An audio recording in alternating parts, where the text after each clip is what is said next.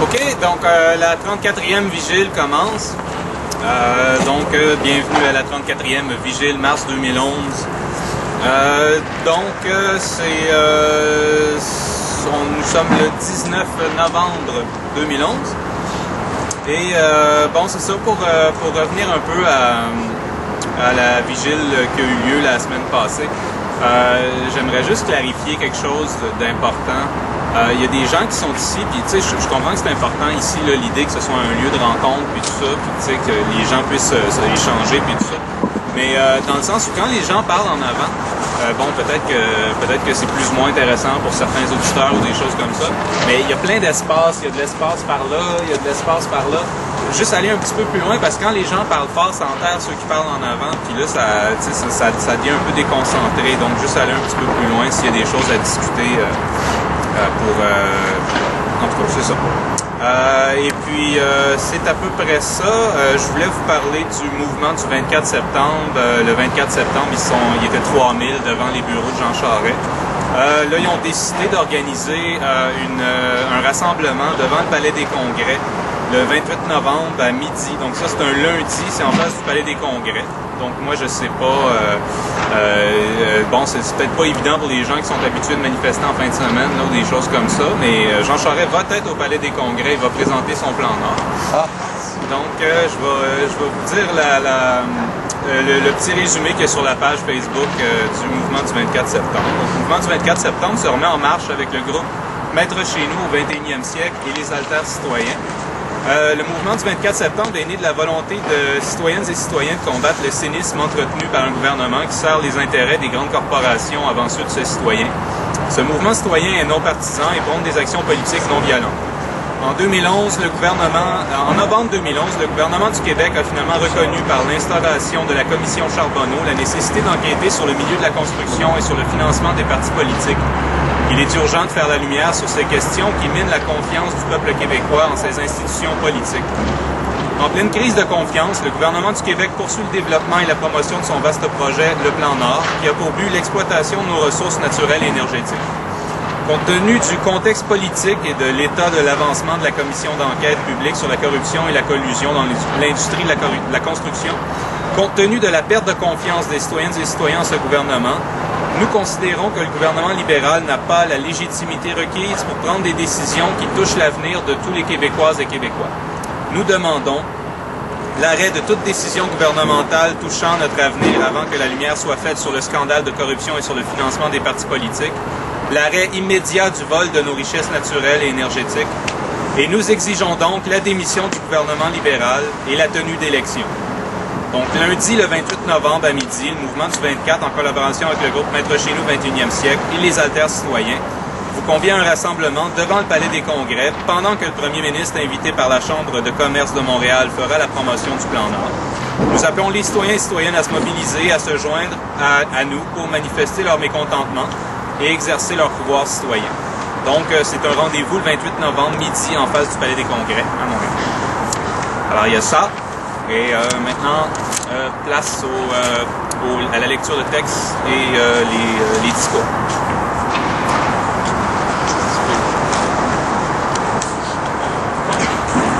Brian Mathieu, juste pour vous dire que je suis extrêmement content que cette jonction-là qui s'est faite entre le mouvement du 24 septembre et MCN 21. Maître chez nous au 21e siècle, c'est vraiment un mouvement citoyen exemplaire et assez extraordinaire. Je peux vous en parler un peu parce que je connais le fondateur Daniel Breton.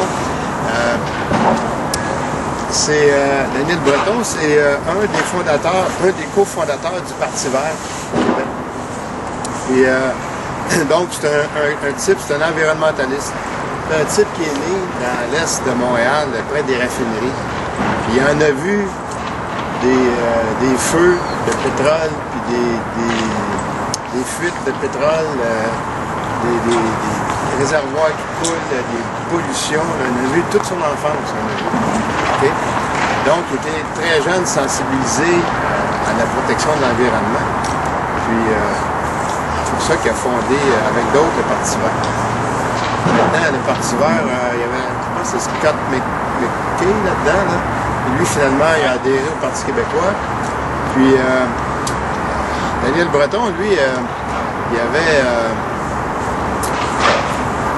avait conçu avec d'autres une espèce de projet de loi là, pour la protection de l'environnement. Et comme il existait au niveau fédéral un ministère de l'Environnement, qui était sous la direction de dénommé Dion, en face de rat, dont on n'entend plus parler, puis ça va bien de même, on va pas s'en plaindre. Alors, mais c'est-à-dire qu'à ce moment-là... Pardon? Il a parlé dernièrement, il veut réduire le 3 députés au Québec. C'est bien ça. Il peut se faire arrêter. Alors, bon, en tout cas, il y avait un ministère de l'Environnement à Ottawa, mais au moment où Daniel Breton a été rencontrer des gens du ministère de l'Environnement, c'était pas encore Dion qui était là. C'était dans le temps de Brian Mulroney, et ça donne que le ministre de l'Environnement, c'était M. Bouchard. Oh! Lily, OK? Oh! Alors, M. Breton a présenté son plan pour la protection de l'environnement. En fait, c'était l'environnement surtout au Québec, mais ça touchait les lois canadiennes. Et M. Bouchard, il l'a envoyé promener. Il n'a rien savoir de ça. Surtout que les sables bitumineux, c'était déjà en exploitation. Et puis les conservateurs, on voit ce qui est arrivé après, là. Ils ont pris le pouvoir au Canada, puis maintenant c'est le pétrole qui est en Ottawa. Donc, Lucien Bouchard, qui était quand même dans ce réseau-là, déjà sensibilisé à la cause des sables bitumineux, a envoyé promener Daniel Breton. Daniel Breton, il a dit, OK, d'abord, je vais soumettre mon projet au NPD, puisque c'est au niveau fédéral que ces lois-là existent. Et il a été candidat aux élections, à une élection fédérale pour le NPD. Mais le type, vraiment, c'est un indépendantiste. On voit qu'aujourd'hui, c'est pas trop incompatible, là. Il y a plein d'indépendantistes qui sont fait élire pour le NPD, là, qui avaient leur carte de membre du PQ ou du Bloc. Alors, Daniel Breton a été candidat aux élections pour le NPD. Il n'a pas été élu, c'était pas dans la vague du 2 mai dernier. C'était l'élection 4 ou 5 ans plus tôt. Alors, depuis ce temps-là, Daniel Breton, il a développé toutes sortes de spécialités. Il est devenu, par exemple, un critique automobile. Vu que c'est spécialisé, toujours dans le domaine de l'environnement, mais il a étudié, approfondi et il maîtrise parfaitement tout le dossier des autos électriques, par exemple. Okay? Alors, il est devenu un expert chroniqueur automobile à cause de ça. Et il passe souvent à Radio-Canada Radio avec Jacques Duval, et expert dans le domaine de l'automobile électrique. Il est aussi, étant donné qu'il est perçu par Radio-Canada, il est perçu comme un ex-candidat NPD fédéraliste, alors il invite au Club des ex. Alors, il va là avec la Froula frustrée, et puis avec Charbonneau, puis l'autre de là des et très souvent, il est là. Et il défend des positions indépendantistes, mais sans se présenter comme tel. Okay? Puis il défend l'environnement, puis il défend les programmes sociaux, etc. Et il a mis sur pied MCN 21. MCN, Mettre chez nous 21e siècle. Donc, c'est quoi l'idée de Mettre chez nous 21e siècle? C'est que en 1962, il y a eu une élection dont le thème était Mettre chez nous. Et c'était la nationalisation de l'électricité. Okay? Il y avait eu une élection en 1960 qui avait permis de se débarrasser de l'Union nationale. Et les libéraux, le Parti libéral du Québec, sous la direction de Jean Lesage, avec des hommes comme René Lévesque, comme Jacques Parizeau, qui n'était pas candidat, mais était haut fonctionnaire, avec l'équipe, il y avait Kierens là-dedans, qui était un progressiste québécois d'origine irlandaise. Donc, il y avait une équipe, et il avait réussi à prendre le pouvoir à l'Assemblée nationale, mais avec une faible majorité, très faible majorité.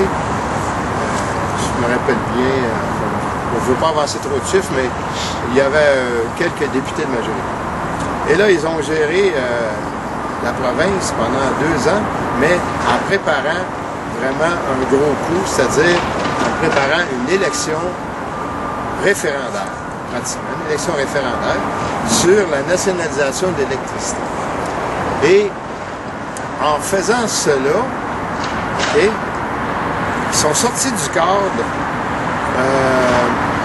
Union nationale, Parti libéral, ils sont sortis du cadre partisan et ils se sont adressés aux Québécois en présentant un projet mobilisateur et qui concernait les intérêts nationaux du Québec, la nationalisation de l'électricité.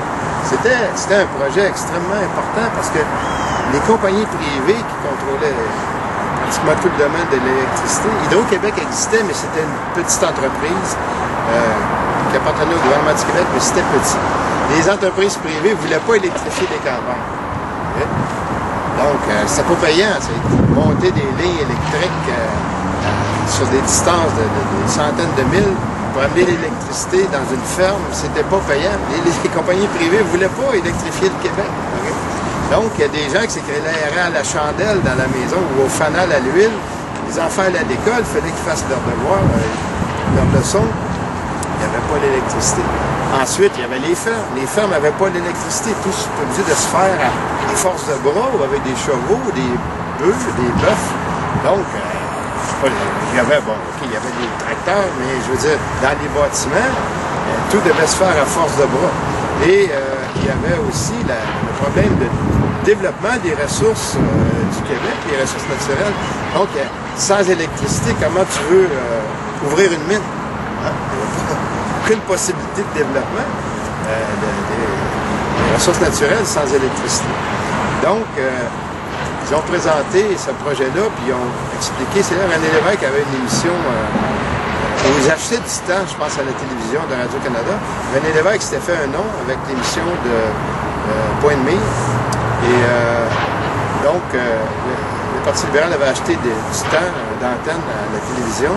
Je pense que c'était une des premières fois qu'un parti politique utilisait la télévision pour faire sa propagande électorale. Ça avait été fait aux États-Unis par le clan Kennedy, je pense. Mais au Canada, je pense que c'était la première fois. Et donc, ils ont présenté tous les arguments pour faire la nationalisation de l'électricité. Les tarifs vont baisser pour tout le monde, et évidemment, tout le monde va avoir l'électricité, et ces compagnies-là vont nous appartenir, on va pouvoir développer l'économie, etc. Et là, en faisant ça, ils se sont trouvés à ramasser une grande majorité des Québécois à l'élection de 1962. C'était plus une question de bleu contre les rouges ou un truc du genre, c'était vraiment une question d'intérêt national. Et là, le Parti libéral il faut dire qu'il y avait seulement 2 partis qui se présentaient aux élections. Le Parti libéral a écrasé l'Union nationale avec au-delà de 60% des députés élus. Et ils ont augmenté leur vote par 100 000 votes de plus. Il faut dire que dans ce temps-là, au Québec, il y avait la population, c'était environ 5 millions, je pense. Moins de voteurs, là. L'augmentation de 100 000 votes, c'était vraiment quelque chose de très gros. Et ils ont pris le pouvoir et ils ont fait la nationalisation de l'électricité.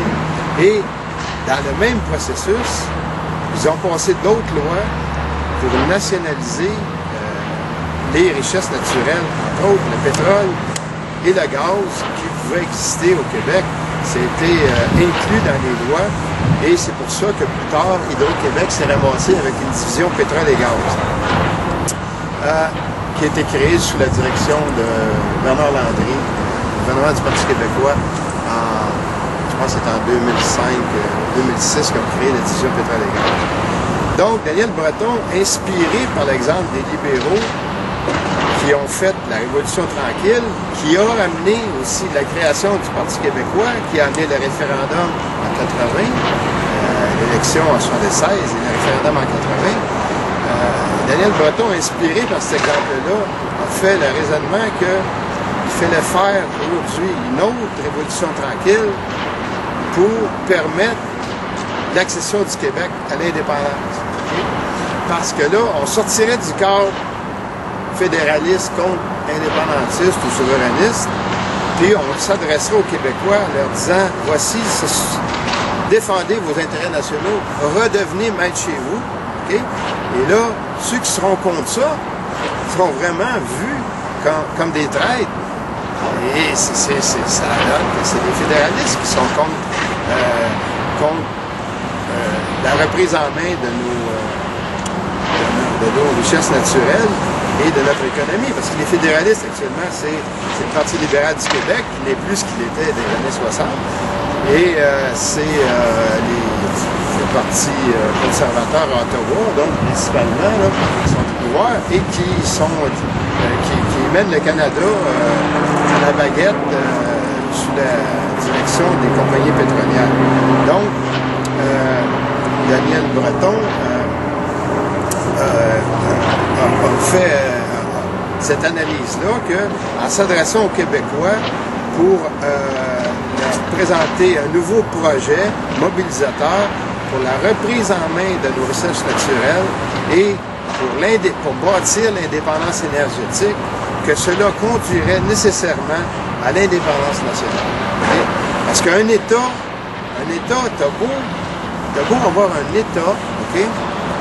Même si tu fais un référendum, même si tu ramasses dans des boîtes de tôle des bulletins de vote, même si tu gagnes une majorité dans un référendum, ça ne fait pas de ton État un État indépendant. Pour faire un État indépendant, ça prend un rapport de force. Je vais vous donner un exemple qui va vous faire comprendre parfaitement, okay, que d'avoir la majorité dans un référendum, ça vaut zéro si tu n'as pas de rapport de force. Prenez la Palestine. Est-ce qu'il y a quelqu'un ici qui doute que si on faisait un référendum en Palestine, les Palestiniens voteraient à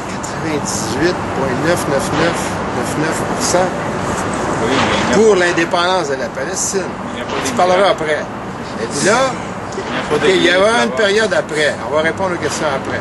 Donc, la Palestine, okay, a l'appui de la population, et s'il y avait un référendum, il gagnerait. Mais il ne pourrait pas devenir souverain parce que le rapport de force n'est pas là à cause d'Israël qui est appuyé par les Américains. Donc, c'est un bon exemple. Il y a d'autres exemples. On va regarder. Si on regarde l'Irlande du Nord, toujours pas annexé à l'Irlande du Sud, c'était un morceau qui était partitionné. Les Irlandais veulent la fusion avec l'Irlande du Sud. Pourquoi ça ne s'est pas encore fait? Parce que le rapport de force n'est pas là. Malgré la lutte armée qu'il y a eu en Irlande du Nord, les Anglais disent non. Puis là, malgré des dizaines d'années de lutte, les Irlandais ont été obligés d'entrer dans un processus de négociation qui est excessivement lent parce que les Anglais ne sont pas très chauds pour laisser les Irlandais réunifier l'île. Il y a eu d'autres exemples. Ici, par exemple, au Canada, la première province qui a voulu faire son indépendance au Canada, c'est la Nouvelle-Écosse. La Nouvelle-Écosse, dans les années 1880, je pense, donc après la création de la Confédération, après 1867, la Nouvelle-Écosse était très mécontente des résultats de cette pseudo-confédération-là et ils voulaient se séparer du Canada. Ils voulaient sortir, devenir un État indépendant. Ils avaient l'appui de la population, ils avaient l'appui de leur Parlement qui était l'équivalent de notre Assemblée nationale à 100%. Il y avait l'appui de tous les députés fédéraux de la Nouvelle-Écosse qui allaient à Ottawa. Il y avait même l'appui du lieutenant-gouverneur de la Nouvelle-Écosse qui appuyait l'indépendance de la Nouvelle-Écosse. Il y avait une unanimité de tous les élus et du peuple. Alors, qu'est-ce qu'ils ont fait? Ils ont présenté une requête au Canada et évidemment, le Canada était à ce moment-là encore un dominion britannique. Et à Londres, ils ont dit non. Non, on ne vous laisse pas aller. Vous avez beau avoir l'unanimité, l'appui massif de la population, on ne vous laisse pas aller. Qu'est-ce que la Nouvelle-Écosse a fait? Il n'y avait pas de rapport de force. Ils ont pris leur trou, ils sont encore dans la Confédération. Il est arrivé la même chose, exactement la même chose en Australie, un autre dominion britannique. La province de l'Australie de l'Ouest, il y avait une unanimité complète pour sortir de la Confédération de l'Australie. C'est un système un peu semblable au Canada. Et à Londres, ils ont dit non. Et la province de l'Australie de l'Ouest fait toujours partie de l'Australie. Ça, c'est 4 exemples qui démontrent que quand bien même tu gagnes un référendum avec la plus belle question possible que les autres voudraient accepter et le plus gros pourcentage que tu pourrais imaginer, ça ne veut pas dire que nécessairement tu vas être indépendant. Un autre cas récent, c'est le Kosovo. Le Kosovo a fait une déclaration unilatérale d'indépendance qui a été jugée par les plus hautes cours internationales comme étant légale. Okay? Ils ne sont pas à l'ONU. Ils ne sont toujours pas à l'ONU parce qu'ils ne sont pas les plus forts dans la région. Il y a d'autres armées alentours, il y a l'OTAN, et bon, c'est pas réglé. Il y a environ, je sais pas, 50 ou 60 pays qui les ont appuyés, mais ça n'en prend plus que ça pour entrer à l'ONU. Donc, ça démontre que l'important, ce qui est important, c'est le rapport de force au moment où tu déclares ton indépendance, c'est aussi la question du contrôle de ton territoire. Le contrôle du territoire, c'est très important parce que si, au moment où on fait une déclaration unilatérale d'indépendance, si les fédéralistes, par des manœuvres subversives, incitent, par exemple, les Cris à partitionner le nord du Québec, les Inuits à partitionner la Côte-Nord, les Anglais de West Island à partitionner un couloir qui va jusqu'en Ontario, on va être dans la merde, hein? Il faut prévoir ça. Au moment où tu déclares ton indépendance, il faut que tu contrôles ton territoire. Donc, ce que Daniel Breton propose, c'est de faire cette deuxième révolution tranquille-là, OK? Utiliser l'État du Québec pour bâtir le rapport de force. Ça veut dire, en reprenant le contrôle des ressources naturelles, rendre le Québec tellement puissant que, du point de vue énergétique, on serait capable d'éteindre des lumières jusqu'en Floride, par exemple. OK?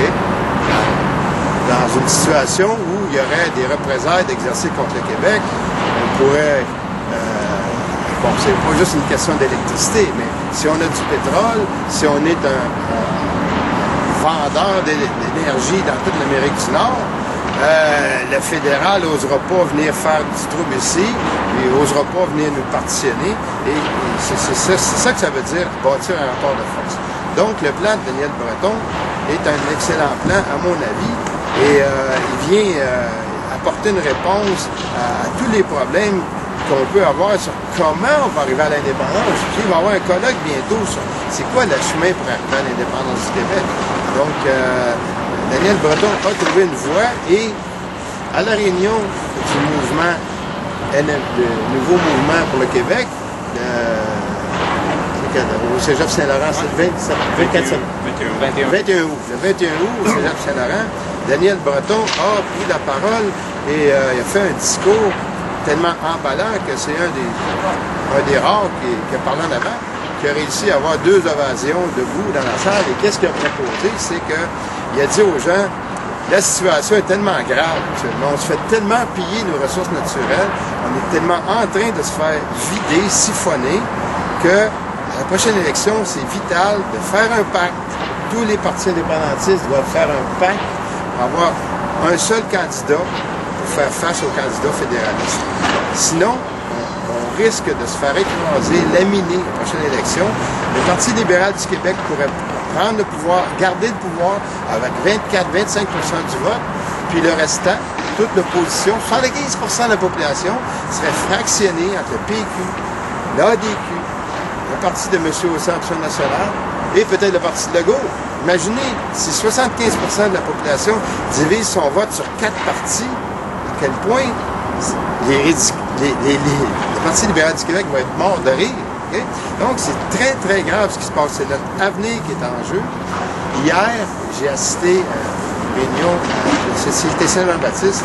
Il y a M. Bob Sirois, un ancien joueur de hockey de la Ligue nationale, qui a parlé. Lui, là, c'est un Franco-Américain d'origine. Il a expliqué comment toute sa famille est assimilée. Dans le Massachusetts, dans le Maine, il y avait des centaines de milliers de Canadiens français qui vivaient là. L'épicier parlait français, le laitier parlait français, à l'usine, ça parlait français, tout le monde parlait français. Il y avait des postes de radio en français, des postes de télévision en français, des caisses populaires en français. Je pense qu'il manquait juste la Saint-Hubert Barbecue, puis là, aujourd'hui, il doit peut-être là. Puis, aujourd'hui, là, lui, là, tous ses cousins, tous ses oncles, il n'y en a plus un qui parle français. C'est fini. Donc là, ça s'est fait en 25 ans. Une génération, OK? Son propre frère ne parle plus français, OK? une génération réglée. Okay?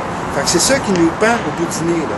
La prochaine élection, si on la perd, okay, c'est fini avec l'immigration qui rentre massivement, les grandes difficultés d'intégration qu'on connaît, le Parti libéral qui nous vend aux intérêts étrangers pour des peanuts, on n'aura plus la force de faire l'indépendance. Ils vont nous avoir tellement endettés, ils vont avoir tellement plombé notre économie qu'on ne pourra plus bouger. Donc l'idée de Daniel Breton, c'est ça. Faire un pacte à la prochaine élection et avoir un candidat indépendantiste contre un candidat fédéraliste, point final. Donc je suis très heureux de cette collaboration qui s'établit entre MCN 21 et le mouvement du 24 septembre. Et moi, je vais être là devant le Palais des Congrès. Puis je pourrais vous dire aussi, ça c'est à quelle date? C'est le 28 novembre, lundi à midi. Le 22 novembre, ouvrez vos radios. Il va arriver quelque chose le 22 novembre. Le 22 novembre, c'est une date importante. C'est pas l'assassinat du président Kennedy, c'est pas ça. C'est pas ce que ça donne. C'est l'anniversaire de l'assassinat du président Kennedy. Mais le 22 novembre, MCN 21 va faire quelque chose. OK? Ça a rapport au vol de nos ressources. Ça a rapport au Parti libéral du Québec. Vous allez voir que ça va être fantastique ce qui va arriver le 22 novembre. Voilà.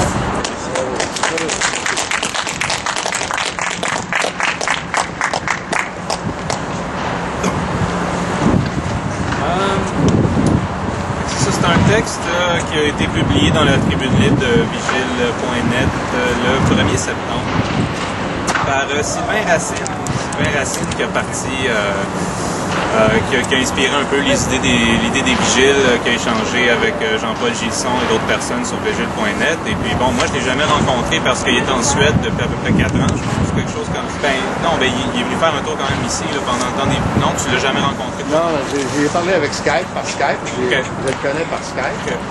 En tout cas, c'est un texte que je trouvais pas mal intéressant. Je l'ai publié sur le Facebook. Puis, c'est un peu déprimant, mais je trouve que c'est lucide. Là, puis, c'est ça, je trouve que ça fait du sens. En tout cas, ça me rejoint beaucoup là, au niveau de mon sentiment et puis à quel point ça devient difficile de croire en autre chose qu'un Québec indépendant ou une nation québécoise indépendante pour répondre à l'idée de l'urgence au Québec là, et à quel point qu'on en est rendu. Donc, ça va comme suit. Je suis de ceux qui croient que sans faire l'indépendance, la nation québécoise va disparaître péniblement. Ayant voyagé un peu partout en Europe, ayant vécu plusieurs mois en Angleterre, en Écosse, en Espagne et plus de 4 ans en Suède, je sais que le Québec province court à sa perte. C'est une sensation inexplicable. De toute évidence, le Québec est sur la voie de la minorisation dans la pseudo-confédération canadienne. Et rien, mais absolument rien, ne va permettre de renverser cette tendance. Les Québécois sont, sans s'en rendre compte, une ethnie dans le Canada. Le Pakistanais à Toronto croit que les Québécois parlent français parce que des Français ont immigré au Canada au 20e siècle. Les anglophones du Rock voient Montréal comme une ville à coloniser. Quand un anglophone vient au Québec, il s'en contrefiche pas mal que ça parle français. Dans 10 ans, 15 ans, 20 ans, le reste du Canada aura totalement colonisé Montréal et le reste du Québec ne sera qu'un ghetto où l'on parle le joual et où tout le monde voudra apprendre l'anglais pour se sortir de son ghetto. C'est déjà commencé. Grave dans la capitale nationale, Québec City, où la radio poubelle a bien fait son travail. Un Québécois à l'étranger, c'est un Canadien. Quand on me demande d'où je viens, je réponds normalement le Québec, mais je ne peux m'arrêter là. Autre que pour les francophones, je dois la plupart du temps extrapoler, expliquer que ma langue maternelle est le français, que j'ai parlé le Yes No Toaster jusqu'à l'âge de 22 ans sans complexe, que je ne connais pas la culture canadienne-anglaise, etc. J'explique que lorsque je rencontre des Canadiens anglais, ils sont pour moi autant exotiques que les Russes, les Pakistanais, les Polonais, etc. Bref, il m'est impossible de me reconnaître dans la supposée nation canadienne coast to coast. Les fédéralistes croient que la survivance du Québec comme nation, dans un Canada fort et uni, peut compter sur l'immigration. Foutaise. Jamais l'immigration au Québec-province va permettre la survivance de la fragile nation québécoise. Les immigrants qui arrivent au Québec sont canadiens, point à la ligne. Sauf Pablo. Ils n'ont pas envie de bâtir une vie dans un ghetto francophone où on s'Elvis gratonise. Et je les comprends. Plusieurs disent qu'en se concentrant sur l'accueil des immigrants francophones, il sera possible d'empêcher la disparition de la nation. Foutaise. On peut de prime abord croire que le recours à l'immigration francophone pourrait encourager les nouveaux arrivants à rester au Québec. Or, les immigrants des pays francophones ne semblent guère manifester une propension plus élevée à s'établir au Québec, bien au contraire. Selon une étude du démographe Marc Termotte de l'Institut national de la recherche scientifique, la perte moyenne parmi l'ensemble des immigrants arrivant en 76 et 86, c'est-à-dire après une durée moyenne de 5 ans de séjour, est de 28 %. Cette perte s'élève à 30 % pour les Libanais, les Marocains et les Belges, à 40 % pour les Suisses, à 44 % pour les Algériens et à 47 % pour les Français. On imagine le taux des départs après 10, 15 ou 20 ans. Dans ces conditions, toute politique visant à attirer plus d'immigrants francophones ne récoltera qu'un succès limité. Le recrutement des francophones demeure problématique. Peu d'immigrants peuvent provenir de la France, de la Belgique ou de la Suisse. La source semble tarie depuis longtemps. Je ne sais pas s'il parle de cette source-là. En tout cas, il y a un lien. Pourquoi bâtir sa vie sur une fondation en décrépitude? Personnellement, je préfère vivre à l'étranger, tant qu'à ne pas avoir de pays, de sentiment d'appartenance au Canada. Je ne souffre absolument pas de me sentir comme étant un immigrant en Europe, une ethnie comme on dit. Alors que même au Québec, j'ai la même sensation quand je suis à Montréal et dans le ghetto. J'ai l'impression de mourir culturellement.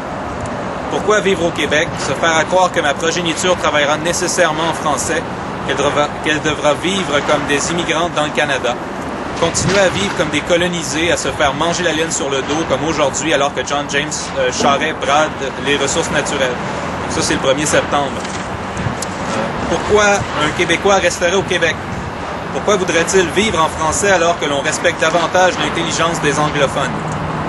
Pourquoi un Québécois devrait-il se battre pour préserver sa culture en français alors que partout au Canada, on jouit de la monarchie, que chaque jour, c'est la face de la reine que les Québécois voient sur ses 20$ et sur sa monnaie? Vraiment, c'est le supplice de la goutte d'eau. Et tant qu'à se faire fourrer, on comprend bien pourquoi le Québec s'Elvis gratonise. Aussi bien se faire fourrer dans la fierté canadienne. Comme avec ceci, par une Haïtienne par-dessus le marché, Michaël Jean, en vacances avec les avions de l'État. Chose certaine, ce n'est pas avec une immigrante comme Michaël Jean que la nation québécoise va se perpétuer, mais plutôt s'Elvis gratoniser. Je sais, les gens sont cyniques envers la politique. Monsieur et madame tout le monde préfèrent se dire « fuck la politique » et oublier la question de la souveraineté du Québec et au lieu regarder Occupation Double, nettoyer leur petit nombril et faire de Jack Layton un Gandhi canadien. C'est ça l'Elvis gratonisation du Québec. C'est bien avancé et ce sera de façon irrémédiable. L'élite fédéraliste n'aura aucune pitié et les affronts à l'intelligence des Québécois vont se multiplier jusqu'à l'extrême minorisation de la nation québécoise. Et le plus absurde, c'est que chaque nouveau Elvis Gratton vient en aide à l'assimilateur. Bref, une grande partie de la population québécoise, par son refus de voir la réalité en face, est en train de s'auto-assimiler. C'est le tableau que je vois de l'Europe, à lire l'actualité du Québec depuis 4 ans. C'est pénible.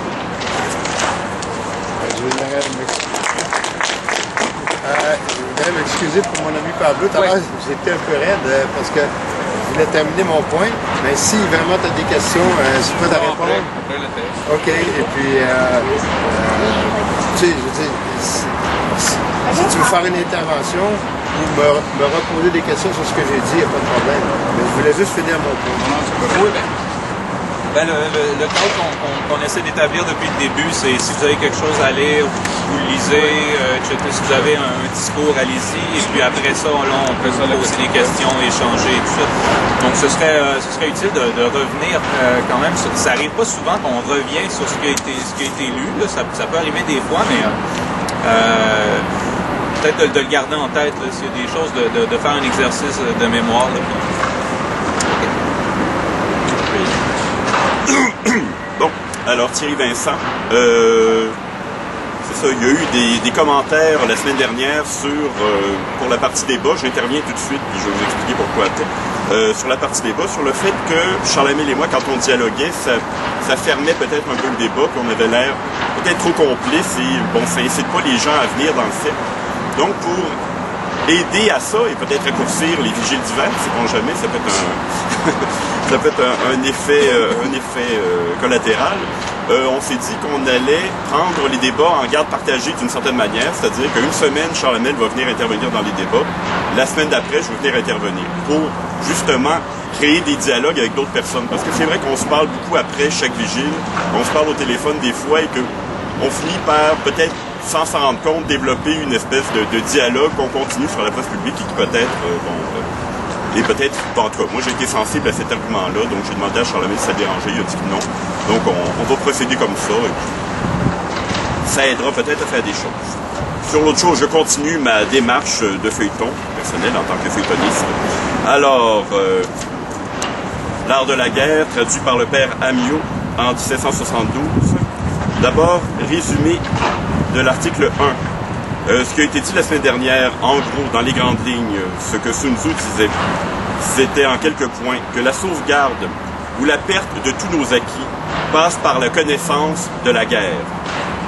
Qu'un général, comme un artiste, doit s'appuyer sur tout ce qui est autour de lui, sur tout ce qu'il observe, pour se nourrir et pour réussir à contrôler cette espèce de matière qui est la guerre, et qui n'est pas juste le conflit, et le rapport de force entre des... je sors du champ, je reviens. Entre des adversaires. Que, aussi, pour ça, il doit connaître, et intimement, et de manière très précise, les forces et les faiblesses des gens qui sont de son côté, et de la même manière, les forces et les faiblesses de ses adversaires. Qui doit tromper sans cesse l'adversaire sur ses propres forces et ses faiblesses. Et enfin, qu'avant d'agir, jamais, il ne fait trop de calculs. Ça, c'était les points essentiels de l'article 1. Article 2. De l'engagement. Sun Tzu dit « Je suppose que vous commencez la campagne avec une armée de 100 000 hommes, que vous êtes suffisamment pourvus des munitions de guerre et de bouche, que vous avez 2000 chariots, dont 1000 sont pour la course, et les autres uniquement pour le transport. Que jusqu'à 100 lieues de vous, il y aura partout des vivres pour l'entretien de votre armée. Que vous faites transporter avec soin tout ce qui peut servir au raccommodage des armes et des chariots. Que les artisans et les autres, qui ne sont pas du corps des soldats, vous ont déjà précédé ou marchent séparément à votre suite. Que toutes les choses qui servent pour les usages étrangers, comme celles qui sont purement pour la guerre, sont toujours à couvert des injures de l'air et à l'abri des accidents fâcheux qui peuvent arriver. Je suppose encore que vous avez 1000 onces d'argent à distribuer aux troupes chaque jour et que leur solde est toujours payé à temps et dans la plus rigoureuse exactitude. Dans ce cas, vous pouvez aller droit à l'ennemi. L'attaquer et le vaincre seront pour vous une même chose. Je dis plus, ne différez pas de livrer le combat. N'attendez pas que vos armes contractent la rouille, ni que le tranchant de vos épées s'émousse. La victoire est le principal objectif de la guerre. S'il s'agit de prendre une ville, hâtez-vous d'en faire le siège. Ne pensez qu'à cela. Dirigez là toutes vos forces. Il faut ici tout brusquer. Si vous y manquez, vos troupes courent le risque de tenir longtemps la campagne, ce qui sera une source de funeste malheur. Les coffres du prince que vous servez s'épuiseront. Vos armes, perdues par la rouille, ne pourront plus vous servir. L'ardeur de vos soldats se ralentira. Leur courage et leur force s'évanouiront. Les provisions se consumeront. Et peut-être même vous trouverez-vous réduits aux plus fâcheuses extrémités. Instruits du pitoyable état où vous serez alors, vos ennemis sortiront tout frais, fondront sur vous et vous tailleront en pièces. Quoique jusqu'à ce jour vous ayez joui d'une grande réputation, désormais vous aurez perdu la face. En vain, dans d'autres occasions, aurez-vous donné des marques éclatantes de votre valeur, toute la gloire que vous aurez acquise sera effacée par ce dernier trait. Je le répète, on ne saurait tenir les troupes longtemps en campagne sans porter un très grand préjudice à l'État et sans donner une atteinte mortelle à sa propre réputation. Ceux qui possèdent les vrais principes de l'art militaire ne s'y prennent pas à deux fois. Dès la première campagne, tout est fini. Ils ne consomment pas pendant 3 années de suite des vivres inutilement. Ils trouvent le moyen de faire subsister leurs armées aux dépens de l'ennemi et épargnent à l'État les frais immenses qu'il est obligé de faire lorsqu'il faut transporter bien loin toutes les provisions. Ils n'ignorent point, et vous devez le savoir aussi, que rien n'épuise tant un royaume que les dépenses de cette nature. Car que l'armée soit aux frontières ou qu'elle soit dans les pays éloignés, le peuple en souffre toujours. Toutes les choses nécessaires à la vie augmentent de prix. Elles deviennent rares, et ceux-mêmes qui, dans les temps ordinaires, sont le plus à leur aise, n'ont bientôt plus de quoi les acheter. Le prince perçoit en hâte le tribut des denrées que chaque famille lui doit, et la misère se répandant du sein des villes jusque dans les campagnes, des 10 parties du nécessaire, on est obligé d'en retrancher 7. Il n'est pas jusqu'au souverain qui ne ressente sa part des malheurs communs. Ses cuirasses, ses casques, ses flèches, ses arcs, ses boucliers, ses chars, ses lances, ses javelots, tout cela se détruira. Les chevaux, les bœufs même, qui labourent les terres du domaine, dépériront. Et des 10 parties de sa dépense ordinaire, se verra contraint d'en retrancher 6. C'est pour prévenir tous ces désastres qu'un habile général n'oublie rien pour abréger les campagnes et pour pouvoir vivre aux dépens de l'ennemi, ou tout au moins pour consommer les denrées étrangères, à prix d'argent s'il le faut. Si l'armée ennemie a une mesure de grain dans son camp, ayez-en 20 dans le vôtre.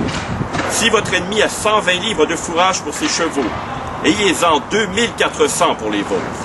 Ne laissez échapper aucune occasion de l'incommoder. Faites-le périr en détail. Trouvez les moyens de l'irriter pour le faire tomber dans quelques pièges. Diminuez ses forces le plus que vous pourrez, en lui faisant faire des diversions, en lui tuant de temps en temps quelques parties, en lui enlevant de ses convois, de ses équipages et d'autres choses qui pourront vous être de quelque utilité.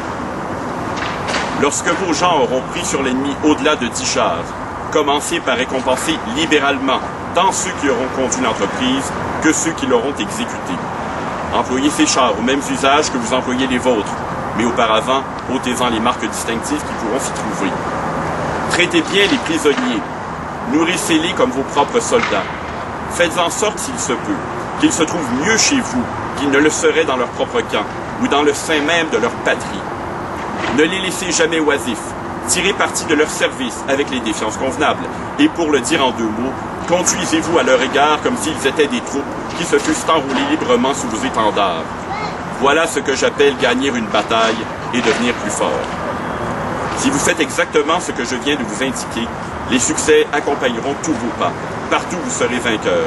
Vous ménagerez la vie de vos soldats, vous affirmerez votre pays dans ses anciennes possessions, vous lui en procurez de nouvelles, vous augmenterez la splendeur et la gloire de l'État, et le prince ainsi que les sujets vous seront redevables de la douce tranquillité dans laquelle ils couleront désormais leurs jours.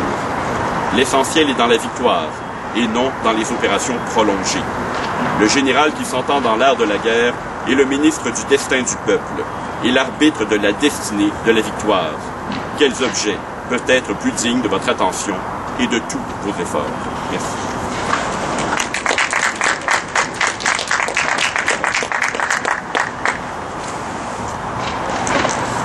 Quelqu'un d'autre? Quelqu'un d'autre a un bout de texte à lire ou un discours, quelque chose comme ça? Quelque chose. Faire un lancement de livre. Ah.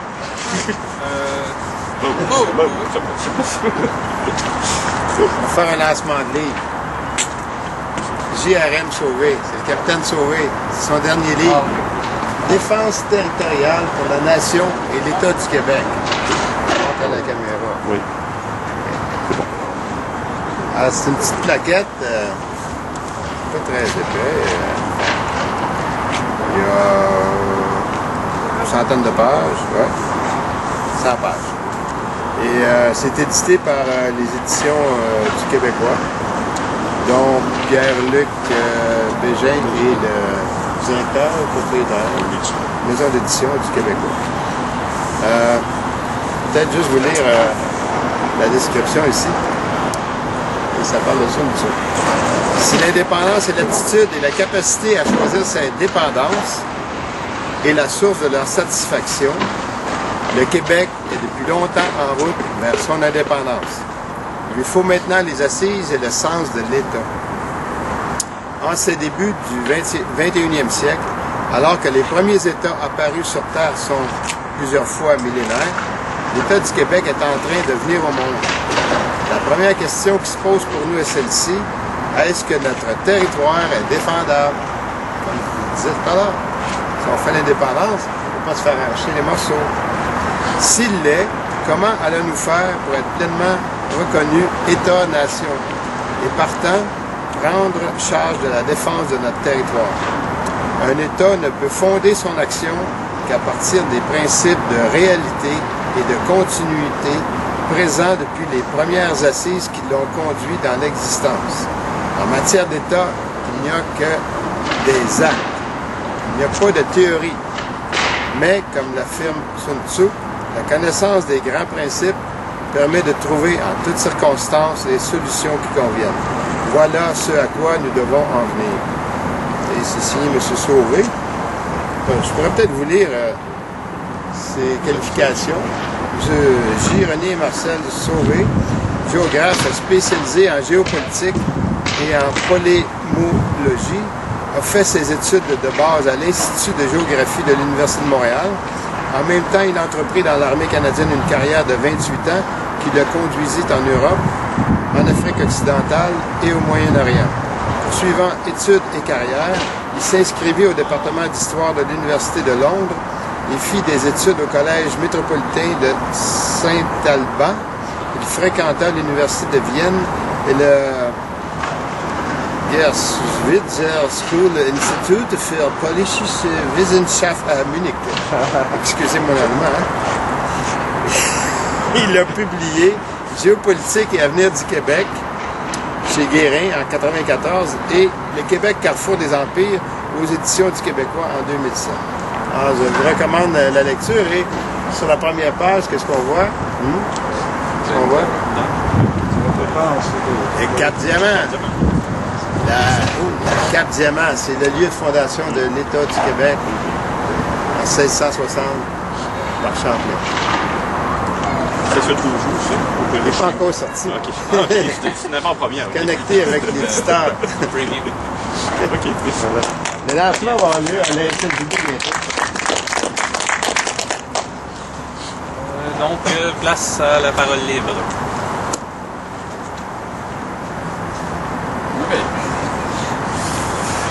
Bonjour Pablo. Moi je suis pour les gens qu'il faut avoir des arguments pour gagner la cause. J'ai écouté la question sur Daniel Breton, moi je ne le connais pas, je peux manquer de respect, mais pour moi c'est la démagogie. On ne peut pas comparer des citrons avec des oranges. On ne peut pas comparer la Palestine avec le Québec. En Palestine, il n'y a pas d'immigrants, il n'y a pas de juifs. Et ils sont fiers de lutter pour un pays. Cette semaine, j'ai posté une photo d'une personne qui hissait le drapeau de l'Égypte. Vous savez qu'après la guerre, l'Égypte a été détruit. Et ce sont des gens qui restent fiers, même s'il y a un pays détruit, de continuer le combat. Alors la Palestine, c'est pour ça qu'on peut la comparer avec le Québec. Autre chose que sur Daniel Breton, il parle d'une coalition. Un pacte, pas une coalition. Pacte ou n'importe quel. Ça veut dire que c'est juste oublier et on va passer à autre chose. C'est la chose qui me rend de notre société. Il faut acheter la paix. On va laisser les choses comme ils vont. On peut pas avoir des changements lorsqu'on n'a pas une crise. Ça c'est ma thèse. Une fois qu'on a une crise, aujourd'hui je suis content que les blocs québécois et polo, puis on voit la vraie nature de ce phénomène. Okay? Au moins, ils nous conscientisent de plus en plus. Ça c'est ma perception en tout cas. Il y a un parti, moi, je répète, moi j'étais sans parti. Et après ça, l'option nationale, je pense que c'est la seule option. Puis moi, j'ai dit tout le temps, si vous n'êtes pas un séparatiste, un indépendantiste, alors votez pour Québec solidaire. Quand même, je ne vois pas pourquoi l'Assemblée nationale se partage les pouvoirs entre option nationale et Québec solidaire. Ça, pour moi, c'est la seule option digne pour le Québec. C'est fini pour lui. Je reviens au test. C'est la même chose que je répète. On se chicane pour rien, il faut trouver il faut être conscient et accepter les erreurs. Le référendum de 1995 est perdu pour nous les Québécois, pas pour les... parce qu'ils ont volé 55 000 votes parce que les Juifs, les Italiens ont mis de l'argent. Non, il faut accepter les choses comme il faut. On a perdu le référendum pour nous-mêmes. Il y a une ville, le Québec, je pense qu'il y avait plus de 55 000 personnes qui ont voté non. Et encore aujourd'hui, je pense que c'est plus important de sauver Québec, notre capitale, que Montréal. Aujourd'hui, l'État sous le pouvoir d'un fédéraliste, la bombe, puis c'est le Québec, encore une fois, qui a élu 5 députés, je suppose si je me trompe, 6, du fédéral, tous des conservateurs. Ils continuent pareil. Alors, je suis, pour ma part, je suis contre l'auteur de cet article pour dire que les immigrants, on ne peut rien faire si l'immigration. Il faut savoir d'abord que l'immigration, comme l'agriculture, c'était un dossier, on peut dire ça, qui se partage entre le fédéral et le Québec. Moi, personnellement, je pense que si on prend toute l'immigration sur notre pouvoir, sur le Québec, on va changer les choses.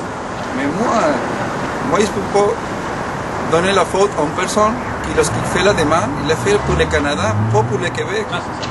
Tout immigré, tout. Même moi, que je suis radical jusqu'à alors, lorsque je suis arrivé, j'étais un fédéraliste. Le jour que j'ai juré pour avoir mis cette identité, j'ai fait fucking la reine. Puis quand même, j'ai mon passeport canadien, j'ai pas un passeport québécois, mais je me bats tout le temps pour le Québec. Alors, on ne peut pas culper les francophones, les anglophones non plus, les autochtones non plus, on ne peut pas donner la faute aux immigrés, c'est notre faute. Alors, il faut voter pour un parti qui va dire, ok, on va ramener toute la question d'immigration au lieu de se chicaner avec les immigrants qui n'ont rien à voir dans cette histoire. Merci.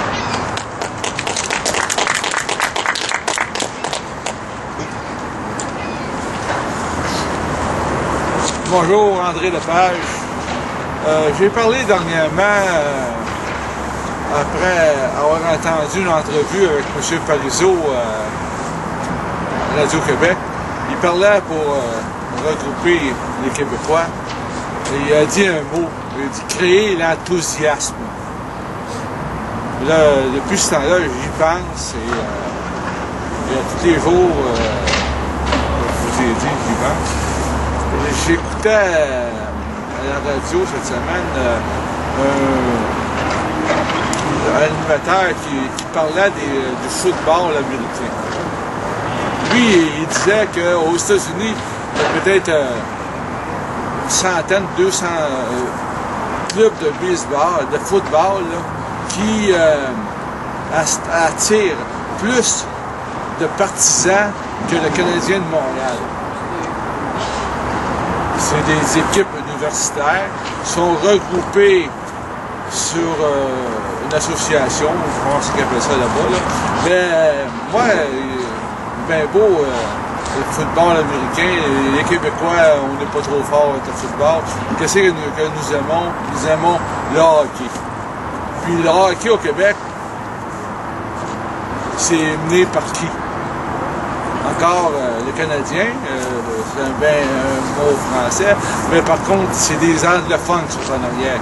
Et selon le livre de Bob Sirois, là, qui disait que dernièrement, il y a eu le nombre de Québécois choisis pour faire partie de l'équipe, nous devrions nous révolter. Quand moi, ça fait longtemps que j'ai quitté le Canadien, j'écoute pas le Canadien à cause de ça, parce que je ne suis pas capable de prononcer les noms des joueurs. Eux aussi, ils ne peuvent pas me parler. Mais qu'est-ce que je fais une promotion depuis que j'ai écouté la série Montréal-Québec de Télé-Métropole. Je crois qu'au Québec, pour créer l'enthousiasme, il faudrait créer une ligue de hockey professionnelle. Du même genre ou semblable à ce qu'ils ont fait avec la série Montréal-Québec. Qu'est-ce que ça donnerait, ça? C'est l'enthousiasme aux jeunes de voir un jour qu'il pourrait jouer pour une équipe professionnelle.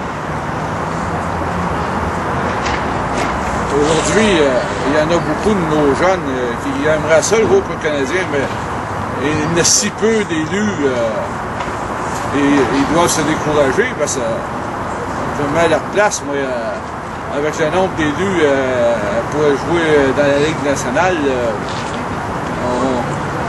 on devrait... je suis sûr que s'il y avait des hommes d'affaires ou de la politique serait à l'arrière pour créer une ligue de hockey professionnelle. Pour le début, je vois 6 équipes. Une à Montréal, Québec, Gatineau, Rimouski, Sherbrooke, Trois-Rivières. Imaginez-vous l'espoir que donnerait aux jeunes et aux plus vieux de pouvoir jouer au hockey à la TV. Le Télémétropole cherche des équipes. Ça devrait être Pédado au lieu d'investir des millions à faire venir une équipe professionnelle de la Ligue nationale à Québec. Il devrait prendre ces millions-là pour créer cette ligue-là, qui deviendrait probablement plus populaire que la ligue de hockey nationale avec les Canadiens du Nordique, je sais pas. Merci.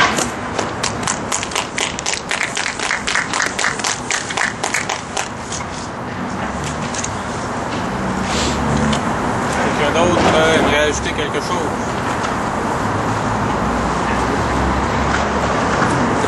Est-ce que tu peux lire la déclaration?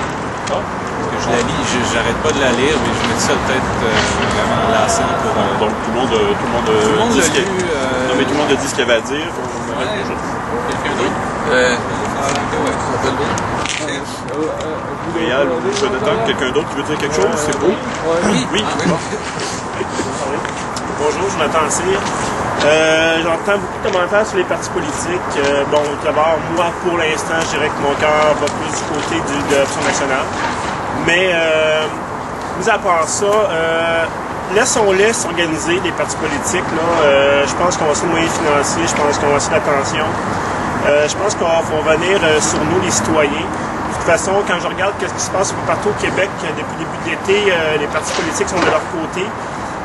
S'il s'est passé quelque chose au Québec, c'est grâce aux citoyens, des gens qui, du jour au lendemain, se retrouvent à la tête d'immenses mouvements qui rassemblent des centaines, voire des milliers de personnes. Je pense que c'est là-dessus qu'il faut se concentrer. Option nationale, peu importe le parti politique, il n'y en a pas en ce moment qui rejoint un gros bassin de la population. Mais je pense que la corruption, je pense que se faire voler nos ressources, je pense que la baisse du français au Québec, voir nos gros dirigeants de plus en plus, voir des personnes anglophones occuper des postes d'importance dans nos institutions, je pense que ça rallie tout le monde, peu importe l'allégeance politique, peu importe, je dirais même jusqu'à dire souverainiste ou fédéraliste. Donc, je pense que pour l'instant, il faut se concentrer là-dessus.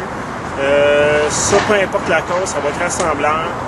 Puis après ça, on pourra parler de souveraineté un petit peu plus tard. Mais là-dessus, je pense qu'on a des gros débats de société, des gros enjeux. Puis je pense que c'est important de se concentrer là-dessus. Puis comme je dis, les partis politiques, oui, c'est intéressant. Oui, il faut y penser quand même, là, parce que les élections s'en viennent quand même assez rapidement. Mais je pense que dans les semaines à venir au Québec, on a d'autres enjeux beaucoup plus importants. Puis j'invite les gens là, à sortir dans la rue. Là, c'est pas juste moi qui le dis, de plus en plus de personnalités au Québec qui le disent.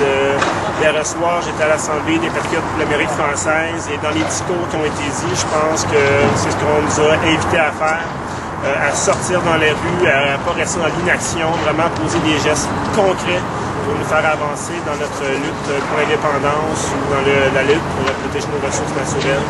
Donc, concentrons-nous sur nous-mêmes. Je pense qu'il faut faire confiance aux mouvements citoyens qui sont là. Impliquez-vous, il n'y a pas de parti politique qui vous interpelle. Je pense qu'il y a sûrement un mouvement citoyen, par exemple, qui est beaucoup plus démocratique, qui va vous interpeller et où est-ce que vous allez avoir le droit de parole. dans tous les mouvements citoyens qu'il y a présentement. Je pense qu'il y a une belle liberté de parole, comme ici au Vigile, tout le monde peut parler. Il y a un passant ici qui arrive, puis il va rester 15 minutes, puis glisser un mot de 2 minutes, mais il y a la possibilité de le faire. Donc, impliquez-vous, puis prenez la parole. Bravo!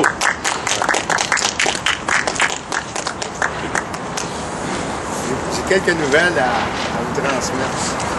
Peut-être que vous le savez déjà, je ne sais pas, mais au Parti indépendantiste, cette semaine, il y a eu des choses qui sont arrivées. Et le président du Parti indépendantiste, Éric Tremblay, a donné sa démission. On ne connaît pas les motifs. Et il a été remplacé par Michel Lepage. Lepage. Pareil avec vous. Ça, c'est le sable. Lepage. Lepage, c'est pas pareil. OK. Michel Lepage. Michel Lepage, c'est un personnage très connu. C'est lui qui, pendant, je pense, une trentaine d'années, faisait tous les sondages internes pour le Parti québécois. C'est un sondeur professionnel et expert sociologue. Et mais à un moment donné, il a quitté le Parti québécois, il était au Parti indépendantiste. Et puis, donc, là, Michel Lepage est devenu président du Parti indépendantiste. L'autre nouvelle, c'est que hier soir, Michel Lepage est devenu membre du Rassemblement pour l'indépendance nationale, le nouveau mouvement, et où je milite, moi, personnellement, c'est mon mouvement citoyen. J'en ai une couple comme ça. J'ai des vigiles, Mars et Blonde, Cap sur l'indépendance, le Rassemblement pour l'indépendance nationale. Donc, Michel Lepage a pris sa carte du Rassemblement pour l'indépendance nationale. Pour le moment, on ne sait pas exactement trop qu'est-ce que ça veut dire, comment interpréter ça, mais on va finir par le savoir.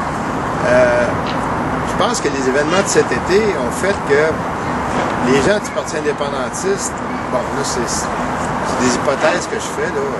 Les gens du Parti indépendantiste ont dû constater qu'ils ne semblaient pas représenter un véhicule intéressant pour les gens qui ont quitté le Parti québécois pour différentes raisons. Par exemple, M. Hossan a dû juger que le Parti indépendantiste n'était pas intéressant puisqu'il en a fondé un autre, Option nationale. Et les autres personnes, Mme Lapointe a joué M. Hossan, les autres personnes, Cloutier, etc. Bon, il n'y en a pas un qui a été au Parti indépendantiste. Alors, peut-être que les gens au Parti indépendantiste se sont dit ne semble pas être le véhicule approprié pour les gens qui quittent le Parti québécois. Et donc, peut-être qu'ils se sont interrogés sur est-ce qu'on a encore des raisons d'exister. Alors, je ne sais pas qu'est-ce que ça représente, le Parti indépendantiste, en termes de membres, en termes d'organisation. Mais le fait que le nouveau président adhère au Rassemblement pour l'indépendance nationale, peut-être que ça voudrait dire que le Parti indépendantiste va peut-être se dissoudre, n'ayant plus de raison d'être, puisque le parti de M. Hossan, Option nationale. Peut-être que ces militants-là vont joindre le RIN. Je ne sais pas. Alors moi, je le souhaiterais pour faire un mouvement citoyen plus fort, joindre les forces du Parti indépendantiste et du RIN. Mais nous, c'est clair que le RIN, nous ne sommes pas un parti politique et nous ne deviendrons jamais un parti politique. C'est écrit dans nos statuts. On va se faire harakiri plutôt que de devenir un parti politique. On est une organisation qui fait des pressions sur le gouvernement, que ce soit le gouvernement du Parti libéral, du Parti québécois éventuellement, de l'Option nationale, ou de qui que ce soit. Le gouvernement qui est à l'Assemblée nationale va subir continuellement des pressions du Rassemblement pour l'indépendance nationale pour arriver à un changement de statut de l'État, pour faire accoucher ce pays-là. Donc, j'espère que c'est des bonnes nouvelles. L'autre chose, Jonathan Cyr a parlé d'une réunion qui a eu lieu hier. C'est vraiment une réunion super intéressante qui a eu lieu hier. C'était la fondation de l'Association des patriotes de l'Amérique française. Okay? J'ai vu un défilé de drapeaux comme j'ai jamais vu. Je ne savais pas que même les francophones du Yukon ont un drapeau. Okay? Tous les drapeaux étaient là. Évidemment, il y avait le drapeau du Québec. Mais chaque province du Canada, les Français, les francophones, là, les anciens Canadiens français de chacune des provinces ont des associations de défense et qui les regroupent, et ils ont leur drapeau. Et tout le monde est arrivé avec un drapeau. Il y avait même le drapeau des Métis qui était là. C'est le premier drapeau qui est entré dans la salle. D'ailleurs, c'est les Métis. Et il y a eu ce défilé-là, je pense qu'il y a une quinzaine de drapeaux. 16 drapeaux. Hein? 16 drapeaux. 16, hein? Bon. Jonathan était un des porteurs de drapeaux. Et c'est très impressionnant.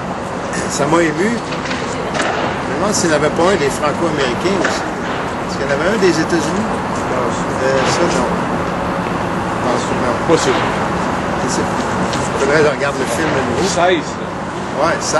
C'est plus que le nombre 10 de provinces. provinces canadiennes, plus territoire, il devrait en avoir deux. Bon, là, qu'est-ce que c'est? L'Association des patriotes de l'Amérique française. Ce qu'on nous a dit, c'est qu'il y a un an, il y a un grand patriote québécois qui est décédé, M. Laframboise. Gérard Laframboise. Il est décédé. Puis, il a laissé un héritage. Et son héritage est dans les mains d'un groupe patriotique qui a décidé de s'en servir pour dans des causes nationalistes et patriotiques et indépendantistes. Alors, vous avez là-dedans M. Gilles Réon, bien connu, membre du Rassemblement pour l'indépendance nationale. Eva Boyer. Pardon?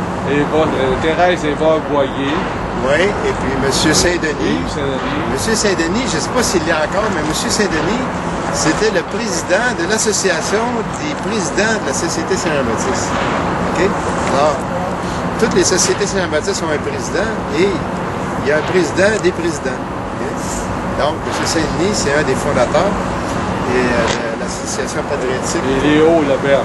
Et M. Léo Laberge est un ancien policier de la Sûreté du Québec. Écrivain aussi. Hein. Il a publié un livre récemment sur les contrôles Emmaüs d'un vieux patriote qui a lutté avec Réginald Chartrand des années 60. Il allait se tenait à l'école de boxe dans le temps, même si c'était un policier de la Sûreté du Québec. Il n'était pas là pour infiltrer le mouvement, là. C'est officiel. Non, c'est un vrai patriote. Alors, donc, ils ont fait une collecte de fonds. Et la façon de faire la collecte de fonds, c'est qu'ils ont offert à tout le monde de contribuer 101 $ pour recevoir un certificat attestant qu'ils sont membres fondateurs de l'Association patriotique des Français de l'Amérique du Nord. Et aussi, donc, ils ont ramassé comme ça une jolie somme. Et ils ont décerné des prix. Ils ont créé 3 prix. Le prix Honoré Mercier, le prix Joe Montferrand et le prix M. Barbeau, c'est Raymond Barbeau. Okay? Donc, 3 personnages de l'histoire du Québec, très importants. Honoré Mercier, c'est le premier ministre du Québec qui a proposé l'indépendance du Québec. Et, bon, Joe Montferrand, vous connaissez. Je ne sais pas si c'est des légendes urbaines, mais apparemment qu'il a déjà jeté une centaine d'Anglais en bas du pont de Hull. C'est des Anglais qui étaient venus l'attaquer. Il en a resté une centaine en bas du pont. À lui tout seul. Et puis Raymond Barbeau, c'est un des fondateurs du mouvement indépendantiste moderne avec l'Alliance Laurentienne. Et donc, ils ont même créé un bouton là, que les gens qui ont reçu le prix, une écusson qu'ils peuvent mettre à leur boutonnière.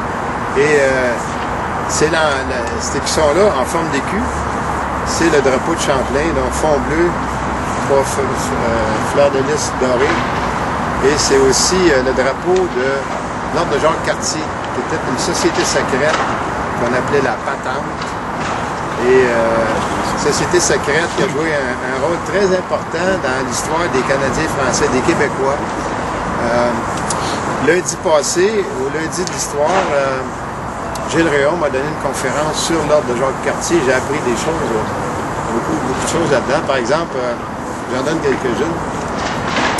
On pense que les caisses populaires des Jardins ont été fondées par Alphonse Desjardins. Bon, c'est vrai, mais Alphonse Desjardins a fondé la première à Lévis. Il a fondé une douzaine de caisses populaires alentour, là, dans la région de Québec. Mais là, ses efforts étaient rendus à peu près...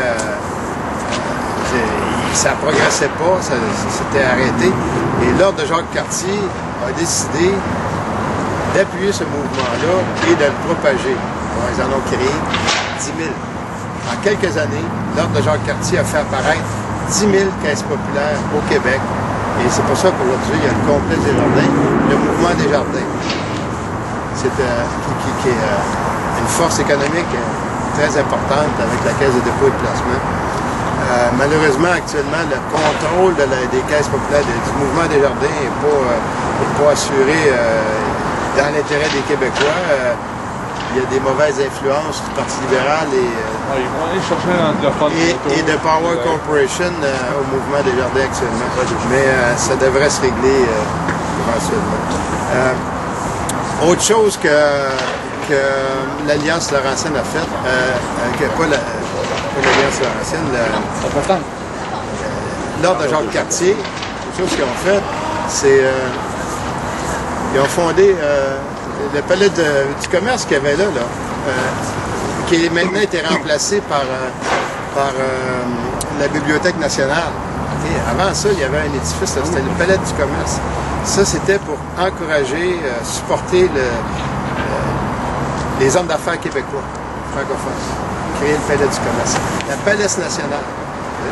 La Palais nationale, c'était créé par l'Ordre de Jacques-Cartier. Aujourd'hui, ça existe toujours. Ça a été inclus pendant longtemps, ça fait partie du Cégep du Vieux-Montréal. C'était un pavillon sportif, on peut dire, du Cégep du Vieux-Montréal avant qu'il construise le nouveau campus. Maintenant, je ne sais pas à quel rôle ça joue. Aussi, la Chambre de commerce de Montréal, fondée par l'Ordre de Jacques-Cartier, et c'est écrit dans leur charte qu'ils doivent défendre les intérêts des Canadiens français. C'est à peu près la seule chambre de commerce où c'est écrit ça. Maintenant, aujourd'hui, évidemment, ce n'est plus tellement...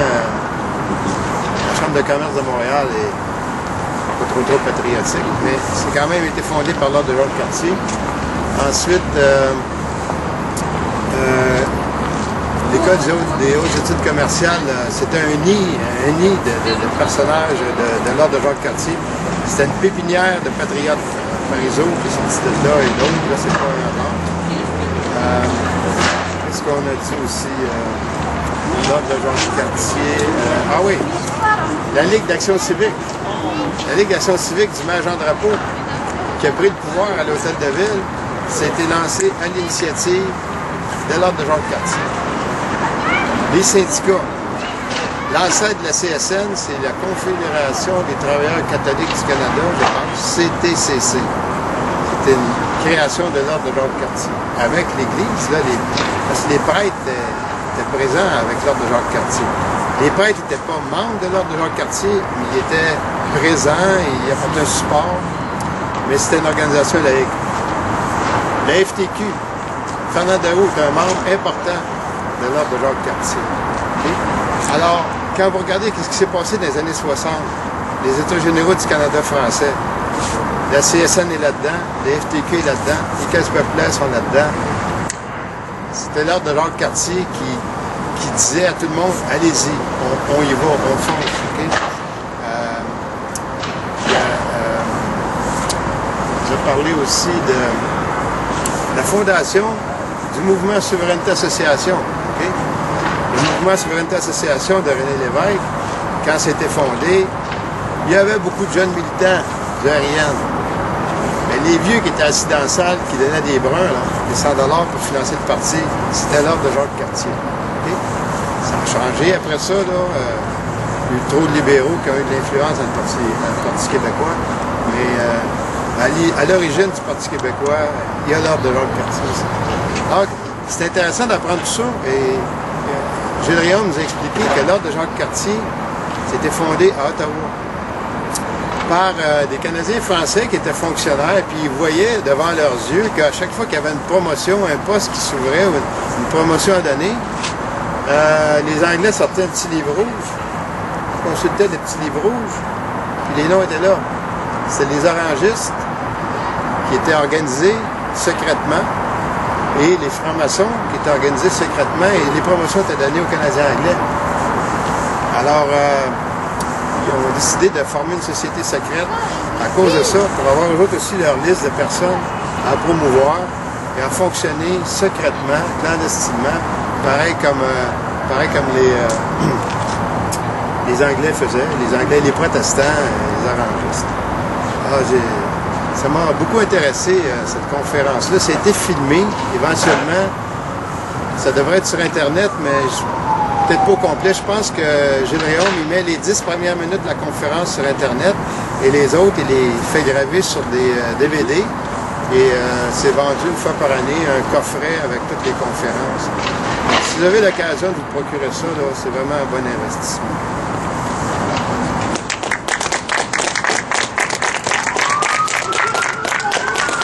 Bonjour, André Lepage. Je voudrais faire une annonce. La prochaine manifestation éclair, qu'on appelle, le 1er décembre, pour le français, devant le complexe Desjardins, là, à midi. Probablement, on va parler des cas de la Caisse de dépôt. Et maintenant, la Banque nationale aussi, là, il y a une unilingue anglophone aussi, là. Puis la Caisse de dépôt, les anglophones, les anglophones distribuent les contrats parmi les petits amis, on va dire. Ces petits amis-là, vous savez qui c'est que c'est? C'est les anglophones du Québec qui font de l'argent à nos dépens. La patente ne doit pas être là, mais par contre, il y en a des gens qui commencent à parler présentement. Nos manifestations créer des événements, créer l'audace de ceux qui subissent ces anglophones-là, à les dénoncer. Et Mario Beaulieu, moi je donnerai un coup de main, c'est grâce à Mario Beaulieu et sa gang aussi, c'est lui qui est le chef, c'est lui qui le nom me vient. Merci.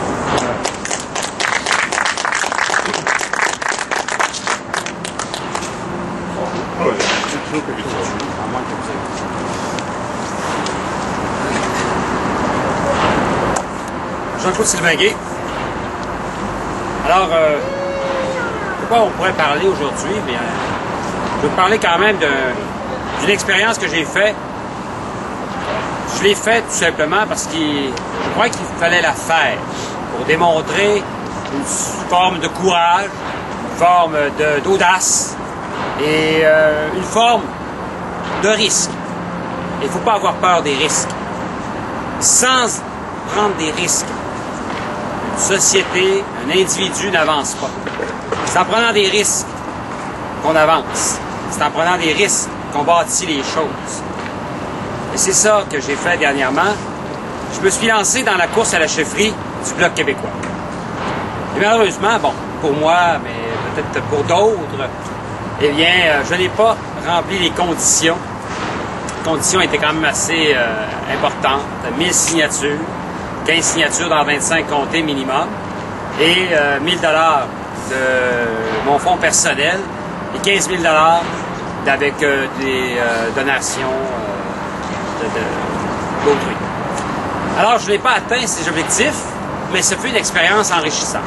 Une expérience enrichissante sur le plan personnel et sur le plan, tout simplement, de la connaissance de soi. Et c'est cela qu'il faut retenir. Je savais très bien que j'avais pratiquement aucune chance, même de remplir les conditions. Bon, il y a toutes sortes de choses que je croyais qu'il était possible de faire, dont un courriel massif à tous les membres, ce qui aurait été plus juste, dans mon sens à moi, de rejoindre 50 000 membres. Je pensais, moi, en ayant rejoint ce nombre, que 5 % auraient été favorables à ma candidature et ils auraient signé mon bulletin. Ce n'est pas été fait. Ce n'était pas possible. Ce n'est pas grave. C'est partie remise. L'important, c'est les idées que j'ai développées au cours de cette campagne. Et c'est là que ce qui m'en vient à un point, c'est qu'il faut développer ces idées. Il faut les mettre en avant. On n'est pas là aussi, ici, à faire tout simplement du surplace et à penser que les choses vont se faire d'elles-mêmes, naturellement, et avec la pensée magique. Ça n'arrivera pas. la pensée magique, le monde merveilleux de Disney n'existe pas. Excepté à Orlando, en Europe et en Asie. Donc, puis en Californie également aussi. Donc nous, on est dans le monde réel. Dans le monde réel, ben, il faut préparer les choses. Si on n'avance pas présentement, c'est que nous n'avons pas assez préparé ces choses-là. Et lorsque M. Bouchard était au pouvoir, il n'a rien préparé. Il a préparé plutôt une déconstruction de l'État québécois, à mon humble avis, et ça a été une perte énorme. Aller trop vite dans le déficit zéro n'était peut-être pas la solution. Il fallait innover, il fallait trouver des solutions autres, mais la menace venait de partout. Le FMI, la Banque mondiale, bon, tout ça, ces acteurs-là jouent dans notre économie, dans nos décisions nationales. Pourquoi? Eh bien, simplement parce que nous avons peut-être trop investi, trop emprunté sur les marchés. Se rendre dépendant des marchés est devenu à ce moment-là notre épée de Damoclès. Et c'est là qu'il faut revoir toute notre stratégie de financement de l'État. Il faut revoir à ce moment-là nos stratégies de prendre en main notre État, nos ressources naturelles, car le Québec est riche de ses ressources naturelles. Lorsque vous faites dire que le Québec est pauvre, endetté, certes, il l'est. Il l'est endetté parce qu'il a emprunté au marché, mais il avait tout intérêt à simplement se faire confiance et à développer lui-même ses ressources. Lui-même, toute l'expertise qu'il peut développer avec ses ressources humaines. Non seulement des ressources naturelles, mais des ressources humaines qu'il a développées au cours des années. Ça m'amène à mon deuxième point.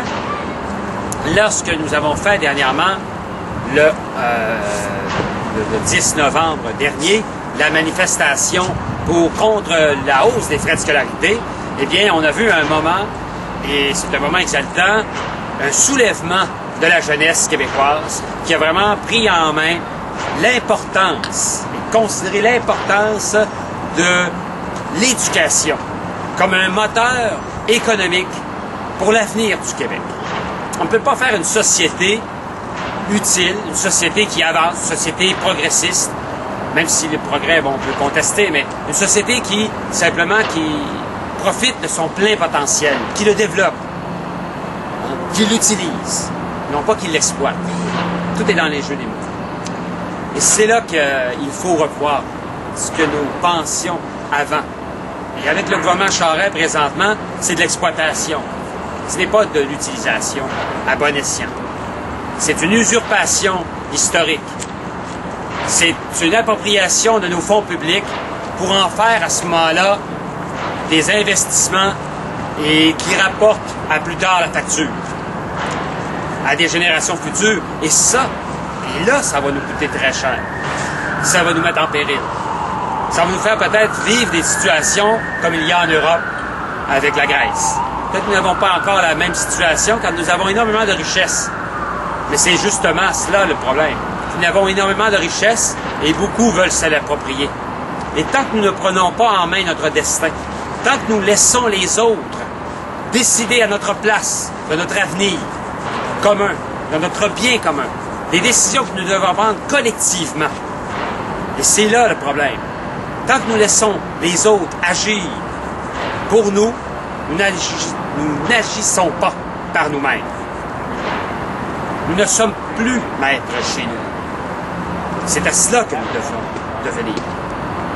Nous devons réaliser qu'il y a une seule façon d'y arriver. C'est de devenir pleinement maître chez soi, ici, au Québec. Et c'est dans cette unique façon que nous pourrons prendre en main notre destin. Merci.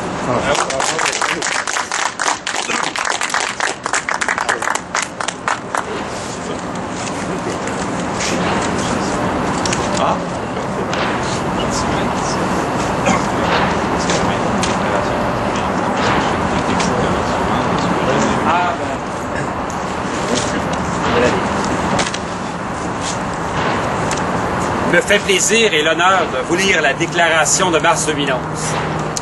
C'est la première fois.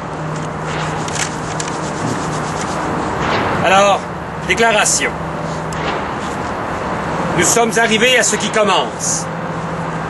Lorsqu'un gouvernement élu par le peuple cesse d'agir dans l'intérêt de celui-ci, ignore délibérément et obstinément les réclamations légitimes de celui-ci, croyant gagner à l'usure par le mensonge et l'abus de son autorité, ce qu'il ne peut obtenir dans la transparence et l'honnêteté la plus élémentaire. Les citoyens et citoyennes de ce peuple ont le droit et la responsabilité de le destituer.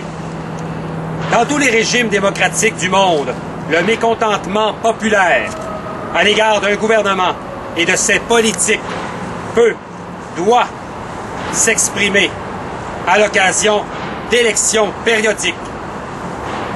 Le statut équivoque et indéterminé du Québec dans le système fédéral canadien réclame des actions résolument distinctes de la part de ses citoyens et citoyennes. C'est à défaut d'appartenir concrètement, légalement et constitutionnellement au Canada que le Québec peut et doit, en des temps de crise majeure, comme ceux que nous traversons, exercer une autorité inédite et sans précédent. En décidant d'agir, de révoquer ceux qui nous gouvernent, malgré toutes les réserves que commande une démocratie que nous estimons et respectons plus que tout. Le Québec fonde, par le fait même, son indivisible appartenance. Une et